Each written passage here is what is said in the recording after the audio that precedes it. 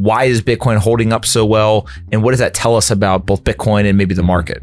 So I think this has been a week that everyone will look back on Bitcoin if it continues to hold in the way it is this week, around the 80 to 84,000 level, as a major turning point in terms of what's gone on. And I think there's a couple roads that people should think about, because what's going on, everyone? We've got an excellent episode with Jordi Visser. There's tons of chaos going on all throughout the market. People are worried about the stock market crashing. They think the tariffs are dumb. And they're even predicting that recession odds are now up around 60%. It's a big problem for you and your portfolio, right?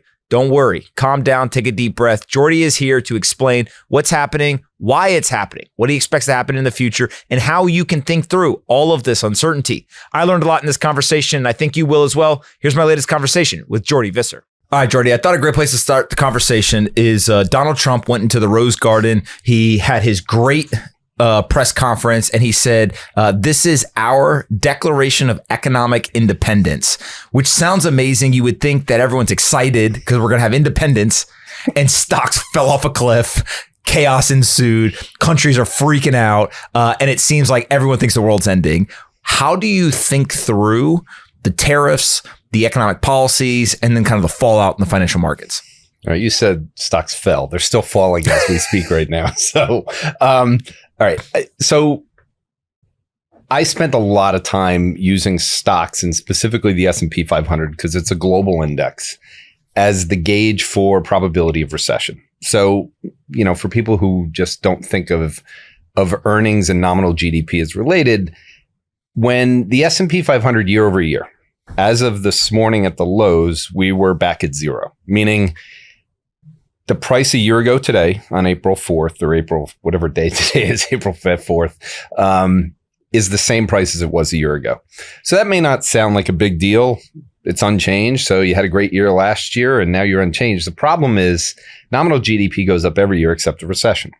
There's a multiple on nominal GDP. Revenues are generally some multiple of nominal GDP. So when stocks are unchanged year over year, there's a probability of a recession being built in because it's a discounting mechanism. So I have always come to the back test that when you're unchanged year over year, a recession based on the stocks is at 50%. We can get to 75%, in terms of probability. That would be down 10%. And then once you get to down 20% year over year, there's very few times in history that you don't have a recession at that point. So that's why the stocks fell, because the earnings hit is going to be real for a lot of companies. You can't unwind globalization really quickly. 90% of iPhones are still built in China. So the cost of an iPhone just went up dramatically. Technology stocks reacted the way they should. Retail stocks like Target reacted the way they should, because we get a lot of stuff from China. So I think the market reacted like, number one, the tariffs are real. Number two, this is far bigger than we expected. We were not prepared for it. But now we've gotten to a level that, as far as I'm concerned, at 50% recession, we've built in a pretty good place at this point. This is normally when I get interested in buying things. So the recession odds have been spiking 18%, I think, in mid-January. Now we're up over 60%. How do you think about those quote unquote odds versus maybe what the market is telling us, right? The stocks have fallen, crypto has come down, but is there a magic number in your mind where stocks fall enough and then you're like, okay, I actually believe the recession odds? Or is it just kind of vibes, right? It feels like everyone is worried and therefore they're going to stop spending and that'll contract that GDP. So this is a unique one, and this is what I want to separate. So when people say recession, we have no job losses. We're still creating jobs. We had the jobs report today. It was over 220,000. Jobless claims, they're exact same level today as they were at the beginning of 2022. So one of the things in 2022, recession odds got up even higher than they are today. Everyone talked about one. We never got one. We created 4 million jobs that year. So the issue comes in that if people are if they're still hiring more people, that means income is still growing. If income is still growing, it's really hard to have a recession in this country when transfer payments are 15% of GDP and rising. Healthcare expenditures are 20% of GDP. It's just really hard in a service-based economy to actually get a recession. So at 50% chance, unless he keeps these numbers at this place and there's no negotiating, which I don't believe is going to happen, a month from now, 3 months from now, you're going to be up buying at the lows today, in my opinion. I just don't see it. So I think the market could go down to 4,700 on the S&P, which would be, almost 8% lower than it was this morning. And the reason is because I think they can take this to 75% chance based on the retaliatory side of China. But we got a lot of things going on, which I think are going to soften things over the weekend. I just get an impression, a belief that there's already some deals that have been made. If he wants to roll out some positive deals, that'll show that he's willing to negotiate. We've got TikTok, which is an interesting development, which we can talk about, but looks like we have a buyer for that. The Chinese would have to approve it. There's a lot of negotiation that's still to happen. All right. So I want to kind of go like around the world of different things that I've seen happening. The first maybe is I was joking, but not joking. And I tweeted the Treasury Secretary went on national television for weeks and said, I don't care about the stock market. I'm focused on the 10-year Treasury yield. I want to get it down. Mm-hmm. And then he and the president went and they did exactly what they said they were going to do. And now we are below 4%. How do you look at that 10-year Treasury yield? Is there a specific target that they're trying to get to? Are there more things? If it starts to fall, now do they say, hey, this is working, like let's go bigger? Well, just talk through like what is the thought process now that Treasury yield is actually fallen under 4%? Yeah, I again, unless we're having job losses, I think they're going to keep being willing to see the stock market fall down to lower levels, because I really do believe they know without job losses, you're not caught in this situation. This is a short-term repricing of assets. So if he turns around and says there's no more tariffs, the stock market would go right back up tomorrow, because there hasn't been any damage done to the economy at a high level. Do I think there will be damage to the economy? Yes. To do tariffs, it's going to have an impact on things. It'll take a while to rebuild and onshore, and that will mean slower GDP, but they said they wanted it. But I will remind you one thing that Scott Bessent did say. He used this 3-3-3. One of the threes is real GDP of 3% is where they want to be. So I think we're closer. We have 100 basis points of Fed cuts as of last night built into the market. It's going to be slightly more. That's by the end of this year. So they're getting what they want. They're going to get some rate cuts because we're going to see the unemployment rate almost assuredly tick up.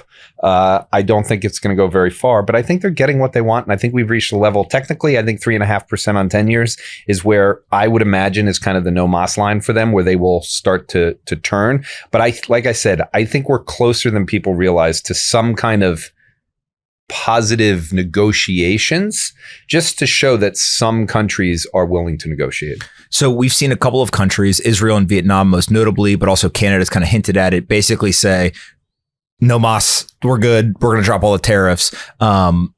Is that your expectation of what most of these countries are going to come to the table, and they're going to drop all their tariffs and we'll actually have like true unfettered free trade with some of these countries? Or do you think that it's like, I'll drop some tariffs, maybe you drop some tariffs, and we get kind of a messy, complicated type deal?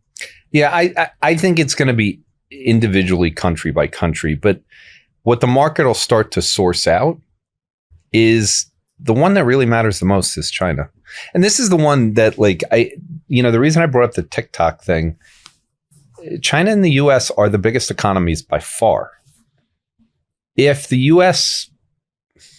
Trump really wants a deal between Russia and Ukraine, he kind of needs China to be involved in this. So I think we're looking at the news headlines. We're extrapolating this negative news. And that's why any kind of trade deals that happen show that the global economy, just like after Lehman Brothers, you can't just tear it apart. If you tear it apart, there's too much leverage in the system and assets will go down. So you and I talked about that tariffs are not inflationary, they're deflationary.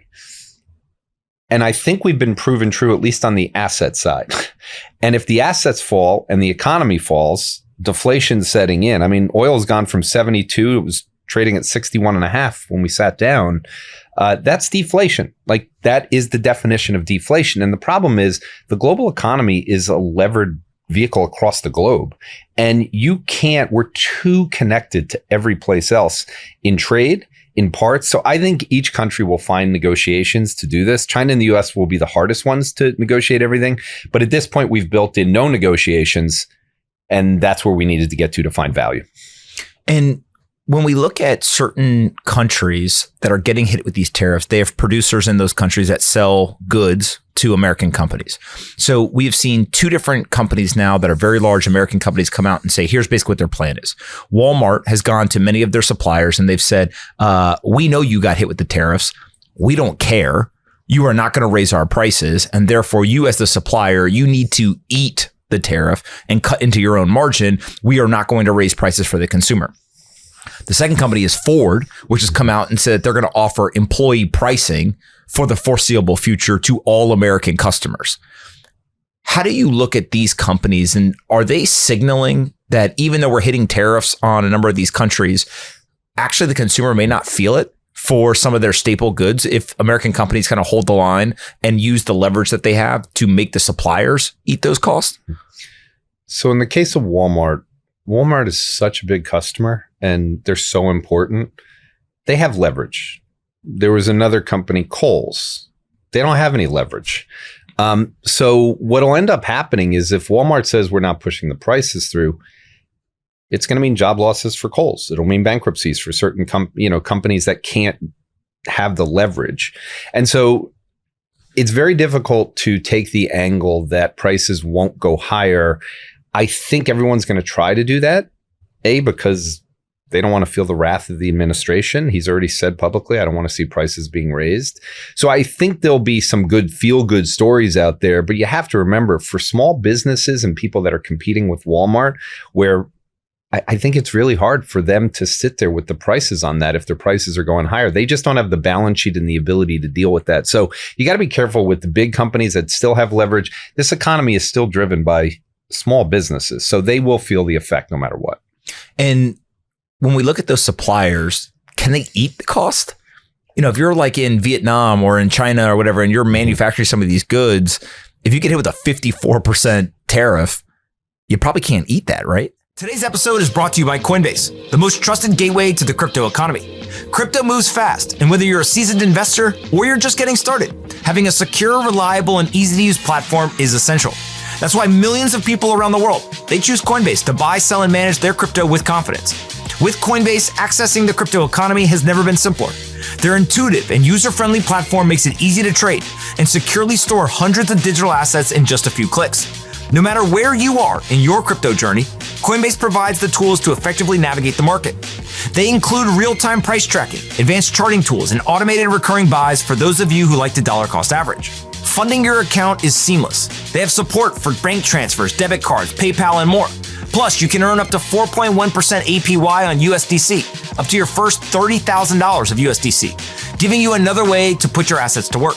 What truly sets Coinbase apart is its commitment to security. With industry-leading protection, multi-layer encryption, and 24/7 monitoring, you can trade and store your crypto with peace of mind, knowing your funds are safeguarded from potential threats. If you're looking for a secure, reliable, and easy way to invest in crypto, head to coinbase.com/partner/pomp. And as a special offer, our friends at Coinbase are giving you $20 in free Bitcoin after you make your first trade. Just click the link in the description or go to coinbase.com/partner/pomp and you can claim your $20 in free Bitcoin today. When we look at those suppliers, can they eat the cost?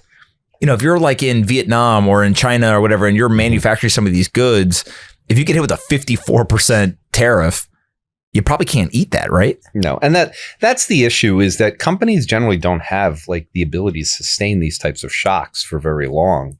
And that's why the longer it goes on, that's the deleveraging that happens in the system. Companies are levered just like individuals are levered. They may not have 3 months worth of cash to deal with something. So if something goes up this dramatically, you're going to see pressure. There's a reason why small cap stocks in the US have been underperforming since the election.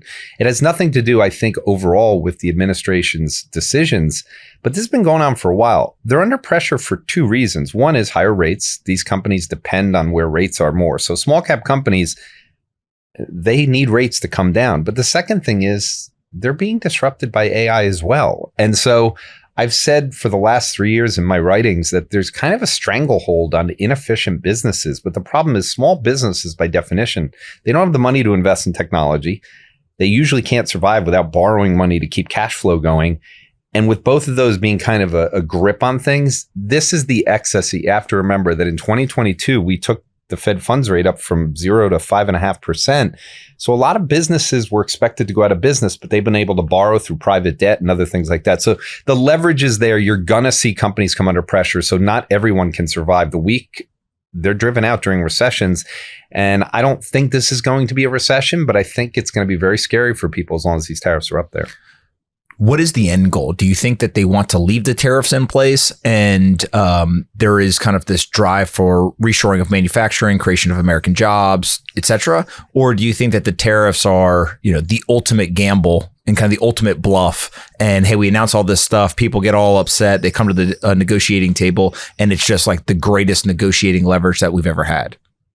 I think anyone that fades the tariffs being here for the foreseeable future is making a huge mistake. I think the administration has put together the math very clearly. They've said it on every podcast they can speak on. They're going to increase revenues. They want to have tax cuts for, people under 150,000. They want to do whatever they have to do to kind of redistribute some of the money. People have to realize that the sectors that are hurt the most by tariffs are technology and consumer discretionary. And so you're watching those sectors get destroyed. And the reason, because they've benefited a lot from where they've done trade all over. Apple is just a perfect example of a company that was able to take advantage. So I think this situation, people need to adapt to a regime shift that has happened. We've talked somewhat about it here in scattered pieces, but I wrote a piece this week for 22V, and it was on the embodiment of AI as, hey guys, do your homework now. This is the real thing for the next 5 years. Let's focus on it. AI will disrupt the Mag 7. It's going to happen. And this is just adding to it because the tariff policy clearly is having an impact on these companies. They've benefited a lot. NVIDIA is fitting in the same situation. They're kind of they need China. Apple needs China. Google stock has gone down. Their search thing is becoming a big kind of story. And people are like, maybe they're not going to have the search dominance they had. Well, guess what? That's because of AI. I use Google 10% of what I used to. I very seldom go on it except to find out what time a restaurant opens or closes. That's about it at this point. And then you have rates higher for longer. The one thing that I do not think is happening is I don't think we're getting inflation in the next 2 years with the tariffs down to some lower level. I think it's deflationary, but I think inflation is just higher for longer. So we might get rates down, but remember, the administration also needs to sell long-term rates to restructure the debt because it's sitting in short-term rates. So we still have a lot of pieces in here that say that this is a macro regime shift that is not good for technology, but it's good for some other sectors that are more domesticated and where auto companies will benefit from not having to compete with BMW and Toyota the way they did in the past unless they build their stuff here.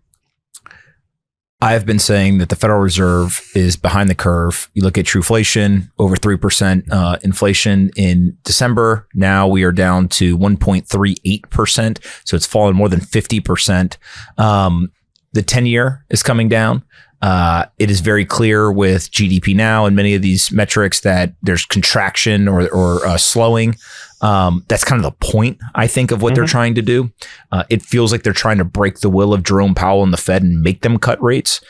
Do you think that we're at a point now where the Fed has to cut and kind of Bessent and Trump have won that battle because they've been able to slow down the economy and crash these asset prices? And so Powell's kind of backed in a corner and here we go with the rate cuts. I think the rate cuts are coming. And I mean, we have 100% built in for June now. So nothing in the next meeting, but in June for sure. And I think it's going to happen because we're very likely to have negative GDP in Q1. I would be shocked if we didn't have negative GDP in Q2, as long as this tariff situation remains in place for the most part. And when I say for the most part, even if they're negotiating, stocks will bottom before the Fed starts cutting rates. That's just what's going to happen. As soon as there's appearances of, hey, the second half of the year is going to be better. And that's what people watching this, if the stock market gets ahead of where GDP is going to be, where earnings are going to be. Oh, it's a forward looking, right? Markets are forward looking. Yeah. They've already built in a recession the first half of the year based on where we are. What they're starting to build in is a recession, not only for the year, but where we lose hundreds of thousands of jobs. That's what happens when you get to down 10% year over year, is you start getting into at least 500,000-600,000 job losses. We don't have that yet. And I don't think we're going to have that. So from my side, this is a great value point. 5,200 in the S&P 500 is a point where, yes, it may go lower, but when it goes the other direction, they're going to be looking into an economy that will bounce back, because the reason that we would have negative GDP in the first half of the year is these soft data surveys, which are just keeping people from conducting business right now. Mm-hmm. So remember what happened in COVID, which was an induced situation. We came back sharply after that once people got comfortable, but that they needed a lot of money for that. There's nothing going on that's like a pandemic. This is just a orchestrated rebalance of global trade. And if it's $250 billion of revenue, which is where I still think it's likely to come out, and that's what they can negotiate over the course of the next 2 months, stocks will have bottomed way before, Bitcoin will have bottomed way before, and the Fed will cut rates because the economy will be slower. And that's why I think he'll get a little bit of what he wants, as long as the stock market can bottom somewhere between 4,700 and 5,200. If we have 2 quarters of negative GDP growth, is that a recession? Because we had that previously, and some made up organization that no one knows who works there, nonprofit, they claimed the monopoly on being able to say whether it's a recession or not. Yeah. We had a field day, obviously saying, didn't know that 2 quarters of negative GDP growth is not a recession. So they set a precedent now where if we get 2 quarters of negative GDP growth, should we just say, oh, it's not really a recession? So this is, I mean, I've talked about it as, if you go back over history, and let's say the last recession was 2009. There were 2 components which, in my opinion, need to happen. There needs to be a lot of job losses where the unemployment rate goes up to at least 7%. That's historically what would go on. I think you had one recession where maybe it was 01 or 02 where it didn't go up to 7, but you need there to be millions of job losses. It's really hard to have millions of job losses when we're hiring, as we did this morning, 52,000 people in the healthcare side. We have a shortage. We have a demographic. We have a labor shortage overall. So it's a completely different situation on that front. The second thing is the Fed can stop anything when it starts to really spiral. So we're talking about, will the Fed cut rates? There's other things they could do to kind of go through this. So we're already starting to see pressure in the reverse repo market. That's suggesting to people that there's stealth QE that's starting. There's a lot of things that can happen between now and we get to the point where there's a recession. But if you don't have job losses, nominal GDP needs to be below 0. I think there is a chance in these first half of the year that nominal GDP surprises at a very low level. But GDP now, the reason it's, forget the imports, let's say it's minus 1%. A lot of that's happening because inflation has been higher in the first quarter. And that's the thing that I don't think people realize. A recession, to me, nominal GDP has to go negative, and that will drive earnings negative. We are not at that point, and we're not close to it right now. Bitcoin seems to be the shining light on the lighthouse in the sea of the storm. It's down, but it is not down nearly as much as, one, you would think it would be down, and 2, in the same time period, many stocks are down more than Bitcoin has been down. And so talk through a little bit as to why is Bitcoin holding up so well, and what does that tell us about both Bitcoin and maybe the market?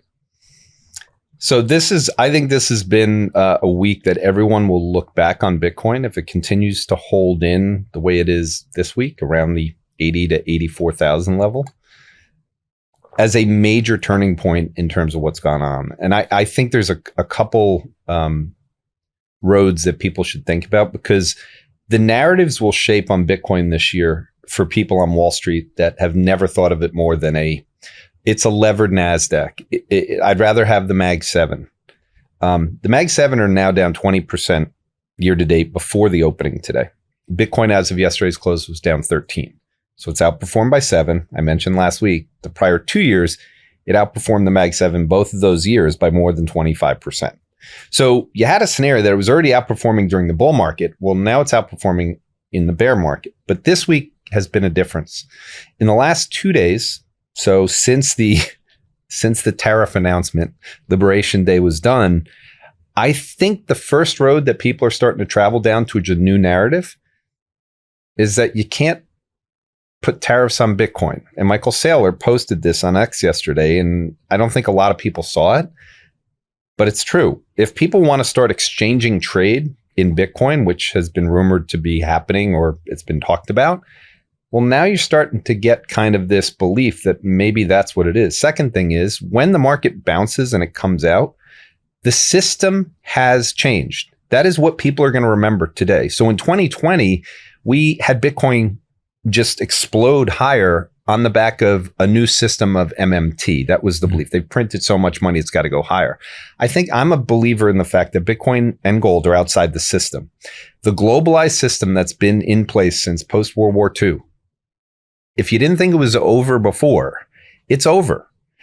I think trade is now affected forever, and it forces people to do things more digitally, and it's going to force them to move more and more money into digital cross-border transactions. Stable coins will grow. This is part of the network effect. So I think the reason Bitcoin is outperforming is because the market is starting to see the narrative for it, not during this really bad period, but I like to find assets that are doing well during bad periods, because those are the ones that typically have some major structural story. And I think Bitcoin is starting to get a little bit of its shine back that gold had taken away from it. And I think it'll rally hard. Gold's been going up, it keeps hitting new all-time highs. Why do you think gold's going up and Bitcoin's not? Today's episode is brought to you by Bitcoin OS. They're the ultimate upgrade to Bitcoin. Bitcoiners can now experience the magic of the entire crypto world, including DeFi, scalability, privacy, and more, without giving up control of their hard-earned sats. Powered by revolutionary zero-knowledge technology, Bitcoin OS lets other blockchains plug into Bitcoin, offering their services to the world's largest digital asset. This lets Bitcoin holders securely move their coins across the crypto landscape, turning Bitcoin into a productive, programmable asset. Putting your Bitcoin to work once meant trusting centralized companies and bridges to protect your assets, a model that's lost crypto owners billions to hacks and fraud. Bitcoin OS lets you be your own boss, using a system based on cryptography rather than trust, the way Satoshi intended. Using Bitcoin OS, altcoins are returning home, eager to plug into Bitcoin security, network effects, and $2 trillion capital base. Bitcoin is the first and final boss of all digital assets, and will soon be reborn as the foundation of a united crypto world. Follow Bitcoin OS on Twitter at BTC_OS and be early to Bitcoin again. Follow Bitcoin OS on Twitter today at BTC_OS. Are you looking for a simple way to earn Bitcoin rewards every single day? At Simple Mining, we help people mine Bitcoin, even if you're brand new. We're a vertically integrated Bitcoin mining company based in Cedar Falls, Iowa, offering a premium white glove hosting service that helps you maximize your mining profitability. With over 500 clients worldwide, we manage over 15,000 machines across our sites. Our facilities are staffed 7 days a week, and we fix most on-site issues in under 48 hours. In fact, we can repair more than 2,000 hash boards each month in our dedicated repair center, ensuring your miners run smoothly. Want to see it firsthand? Tour our mining sites, either in person or online, anytime. Plus, for your first year of mining, we cover all repairs, no questions asked. We bill you for the exact time your miners are running, and you can pause whenever you want. Need to buy or sell? Our exclusive miner marketplace gives you the freedom to trade on your schedule. You'll even have a custom dashboard to track your miner stats in real time, and if you're thinking about running your operation like a business, our tax team can guide you through the depreciation advantages. Ready to grow your Bitcoin stack? Visit simplemining.io. Gold's been going up, it keeps hitting new all-time highs. Why do you think gold's going up and Bitcoin's not? Well, I think until we got the tariff announcement, I think gold was doing what it should do based on the Mar-a-Lago Accord. So if part of your game plan was that eventually the US is going to walk in and say, okay, we need to restructure the debt. You're going to get rid of the coupon on our debt. We're going to extend it out 100 years. You want gold for that negotiation.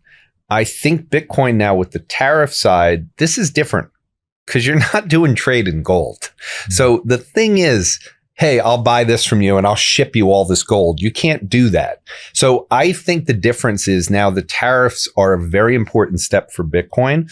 And remember the other thing we've talked about, which I just think is the major thing over the next 12 months. It's the AI agents. And transactions and everything are going to pick up dramatically in the digital economy because the old economy with all this friction in it, a tariff is another friction.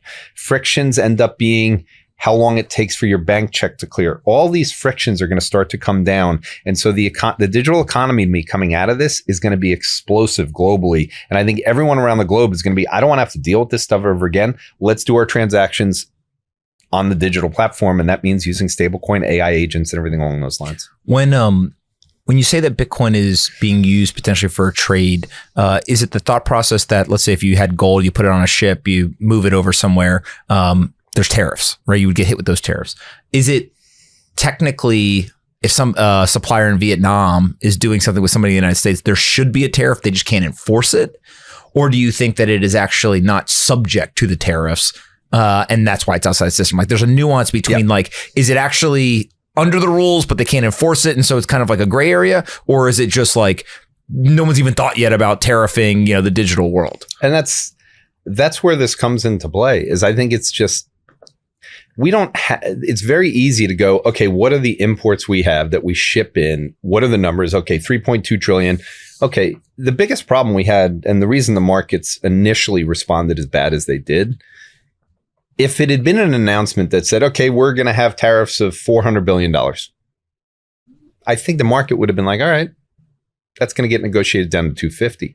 The problem was he brings out these boards and everyone looks at it and is like, this is like a high school presentation that we're doing. How did you come up with those numbers? And then X starts figuring out and decoding how it went on. I think that is archaic in terms of the system of goods, of imported goods, is not as important as the service side of the economy. I mean, it doesn't get published a lot, but we got a lot of revenues around the globe that the US has that are in services. I don't know what'll happen to those companies, and that's where to go. If we want to have like a serious deleveraging, it can happen. I just think Bitcoin it's outside of that whole system. We know the government, in terms of the administration, supports Bitcoin.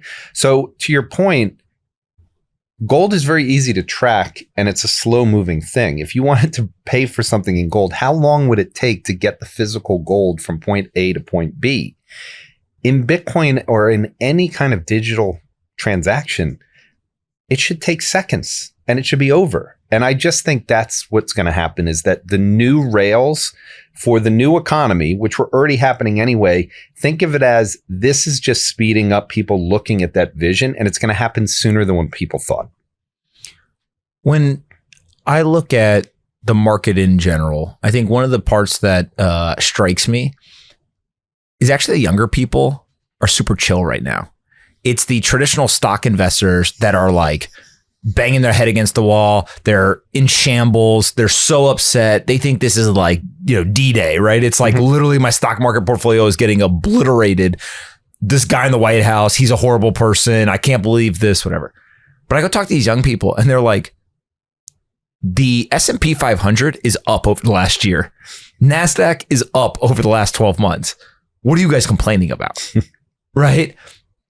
How do you settle that? Is that just like the young people are used to the volatility? They're used to crypto. They're used to kind of a different relationship with financial assets. And it's kind of the older generations, like they've never seen, the volatility that the younger people have. And so a 10% drop is catastrophic to them and kind of it breaks their mental, model. But it just is like, if the stock market's up over the last year, what are you complaining about? Why are you crying? Yeah. So on one thing that has happened, and I think there's Wall Street, which is clearly just they're insane right now. Remember, I've had an overnight portfolio until this year, every year from 1994 until 2024. So I'd be awake at night looking. It's amazing when you're not in there. And I grew up in the emerging markets. I can always look at the market and be like, oh, this is a great opportunity. The best things I've ever purchased in life, houses, property, stocks, anything, is during these panics. So that's good. My 401k, that if you type that into Google Trends, there are a lot of people in the country that are retired that are looking at their 401k and being like, oh my God. So it's not just Wall Street. It is some Main Street that has pension funds. But I agree with you 100% when it comes to young people. And I've talked to my son about it. And because my son is 19 and I can, he's traded crypto, he's used to the ups and downs. But the other thing is he's also grown up on social media. He's grown up without the same kind of brand loyalty that people do. Like they just tend to move around more and more and they're willing to give up something. They have an entrepreneurial mindset where something going down and losing money, they do view it somewhat as a badge of honor, but they also realize that they figured out the game, which is it always ends up going higher in the end. And that's because they've made the connection for whatever reason. And maybe they haven't seen a bear market that's lasted for a long time yet. But my son's seen the crypto bear market, and it was pretty painful to go down in some of his stuff. He gave back $80,000 that he made, all of it. 780,000 back to 700, and now he's at 3,000. I don't really know. I think younger people have more of a tolerance. They definitely have a different perspective, and I think that's one of the reasons why the gambling side of the economy just continues to grow up versus the investing side. The job layoffs that you mentioned, do we ever see those be significant? Do you expect kind of full blown unemployment to jump to 5-6% type stuff? Nope. Again, I think we have a labor shortage. I think the fact that the immigration numbers have collapsed in terms of people coming into the country at a time when we have demographics where 10,000 people are retiring every single day. Let's put it, the federal job numbers, we've seen now back-to-back months of layoffs in the job numbers. So they're showing up. I just don't think we have enough people to fill in the gaps. I think the hours worked, temporary hiring, all of these things will continue to just soften the blow. But the reality is, if anyone loses a job and they want to go be an Uber driver, they can. The gig economy has taken up such a big portion of real time. Like if you want to get it now, you're not making a lot of money. You may not be making as much as you were, but job losses is different than the outcome we're in, which I've talked about. I just think the corporate ladder and the upward mobility is gone right now. I don't think the tariffs is going to change that. So I think the job market is kind of in a modern day version of a recession where it's really hard for people to just go out there and demand more wages. And what the tariffs will do is make it more difficult for that negotiation along with AI. So I don't think we're going to have job losses, but I also don't think we're going to see a big job boom again either. Mm-hmm. One of the questions I think people really have is like, the facts are changing, the details are changing so rapidly. What's the mental framework I should use? What's the thought process? And how do I kind of navigate uncertainty, chaos, a rapidly changing environment? You've been doing this a long time. What is your process to think through this? And if you were mentoring someone, how would you teach them how to think through kind of a very uncertain environment? Well, the first thing is at the very beginning, I said something that has helped me throughout life during these points. So I learned this in Brazil. I really spent a lot of time on connecting the economy and the money supply back to assets. And I've got bids underneath. I don't care about the market could have fallen 5% while we're sitting here. I mean, there could be more retaliations. Trump could have said, I'm going to go double what I did on China. Anything could have happened while we sat here for 50 minutes. I've got bids underneath in the things that I want to buy, and they're more geared towards Bitcoin, MicroStrategy. They're the places that I think, they're doing well right now. But I don't care about the news once we get to a level where I think recession is there. So since 2009, if you only bought when people start talking about a recession and recession probabilities get up to 50%, you're always making money. You might lose it for a month, but you're making money as it goes on because we've made new all-time highs in Bitcoin. We've made new all-time highs in the S&P. And the only time when we haven't made them quickly is with significant job losses where nominal GDP stays lower. I'm telling people that's not going to happen. Here's what could happen. The tariffs could stay on. We could be fighting. There could be a recession that is brutal for the first half of the year. Guess what? That's what happened during COVID. China and the US would both stimulate their own economies by giving as much liquidity as necessary to prevent a recession. It's just what would happen if they can't come to an agreement on things. They can't let the stock market fall because that's not what is the best for all people. If the stock market falls, there's no jobs. So I think everyone just needs to remember that when you get this kind of a correction, it's historical. Second thing is if we actually do keep the tariffs up at these levels and things go on, eventually rates will go down. If the rates aren't making the stock market fall, then the Fed will come in and provide liquidity to people that need the liquidity. That's just what's happened since the great financial crisis. And with debt to GDP at these levels, there's really no option other than that. So printing is going to come. That's why Bitcoin stands out always since the white paper came out. Debt in the US was $9 trillion. It's now $36 trillion, and it's going to grow over the course of the next 10 years. It cannot go down because we have entitlements that are coming behind it. one of the predictions maybe that I have is that we'll see all-time highs in stocks in Bitcoin before the end of the year. Agree or disagree? I think with the speed that we've seen, I think we'll see all-time highs in Bitcoin before the end of the summertime, because it's hanging in there so well. When we came in here this morning, MicroStrategy pre-market was trading up $6. That would make it unchanged for the year. It's up 60% from 6 months ago, while the Mag 7 are now down 7. Like, there's something happening. Michael Saylor has been called a lot of bad things by Wall Street, and they all said, oh, I'd rather own earnings. I'd rather own the Mag 7. The Mag 7 are showing that the system is global. It needs to work. We are never going back to the same system. The stock argument of new all-time highs, I said it on here that I thought it will happen. I still believe it will. And one of the interesting stats I saw from Charlie Bolello was a great post. Did you see it? Yeah, I don't know. He just put that this is now one of the 30 worst, whatever days, 62 trading days into the year. And he showed what happened the rest of the year. The majority of them went up dramatically from it's like reflexive, right? Yeah. If we go down fast, we should go back fast. And that's the way that I see this happening, because I do believe that under the surface, GDP statistic is wrong. The Fed's going to respond as they do to a wrong statistic, and people are underestimating how much positive stuff is coming out of AI for the second half of the year. And markets will be discounting not where the economy is at the time. They will be discounting where it's going to be a year from now. So if they can come to an agreement on the tariffs and the Fed gets to lower rates, then all of a sudden, if you put everything back into the position where we are, it's like, all right, we knew there were tariffs. We actually got rates to be lower. And that's where I think we're going to be by the time we get to the end of the summertime, is the narrative will be shifting. I think a low in stocks will happen very, very soon because of the panic. I tend to agree with you. Where can we send people to find your information, your great content, if they want to learn more? Some version of VisserLabs for sure, whether it's on X, whether it's on Substack, whether it's on YouTube. The YouTube stuff is really where I try to make sure I can give people a little bit of nuances on things. It's excellent. The analysis is excellent. You got all the charts. It's very easy to understand. So I highly suggest people go and it's a storytelling thing with facts and news articles, which I like to do. And then I did my first deep dive AI piece for 22V Research, which people can reach out to them on their website, and they can find me everywhere. Including here with you. All right. Thank you so much for doing this. Do it again next week. Thanks, Anthony.